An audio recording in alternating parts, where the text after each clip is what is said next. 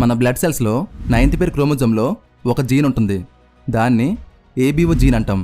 దాని నుండి గ్లైకోజిల్ ట్రాన్స్ఫరేజ్ అనే ఒక ఎంజైమ్ రిలీజ్ అవుతుంది. ఈ ఎంజైమ్ ఆ బ్లడ్ సెల్ చుట్టూ ఉన్న లేయర్పై షుగర్ మాలిక్యూల్స్ని యాడ్ చేస్తుంది. ఈ షుగర్ మాలిక్యూల్స్ని యాంటిజెన్స్ అంటాం. ఈ యాంటిజెన్స్ 2 టైప్స్ ఉంటాయి. ఒకటి ఏ యాంటిజెన్స్ అండ్ మరొకటి బి యాంటిజెన్స్. బ్లడ్ సెల్ చుట్టూ ఏ యాంటిజెన్స్ ఉంటే ఆ బ్లడ్ని ఏ బ్లడ్ గ్రూప్ అంటాం. అలా కాకుండా బి యాంటిజెన్స్ ఉంటే ఆ బ్లడ్ని బి బ్లడ్ గ్రూప్ అంటాం. ఒకవేళ ఏ యాంటిజెన్స్ బి యాంటిజెన్స్ రెండు కలిపి ఉంటే ఆ బ్లడ్ని ఏబి బ్లడ్ గ్రూప్ అంటాం. అదే ఒకవేళ బ్లడ్ సెల్స్పై ఎలాంటి యాంటిజెన్స్ లేకపోతే దాన్ని ఓ బ్లడ్ గ్రూప్ అంటాం.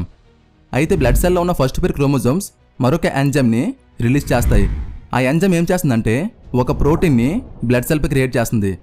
ఆ ప్రోటీన్ని ఆర్హెచ్ యాంటిజెన్స్ అంటాం. ఈ ఆర్హెచ్ యాంటిజెన్స్ ఉంటే ఆ బ్లడ్ని పాజిటివ్ బ్లడ్ అంటాం.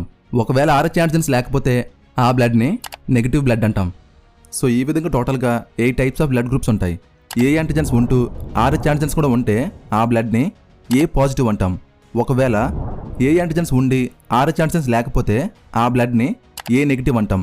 సేమ్ అలాగే బి యాంటిజెన్స్ ఉంటూ ఆర్హెచ్ యాంటిజెన్స్ కూడా ఉంటే ఆ బ్లడ్ని బి పాజిటివ్ అని, ఆర్హెచ్ యాంటిజెన్స్ లేకపోతే ఆ బ్లడ్ని నెగిటివ్ అంటాం. సేమ్ ఇదే రూల్ అన్నిటికీ ఉంటుంది.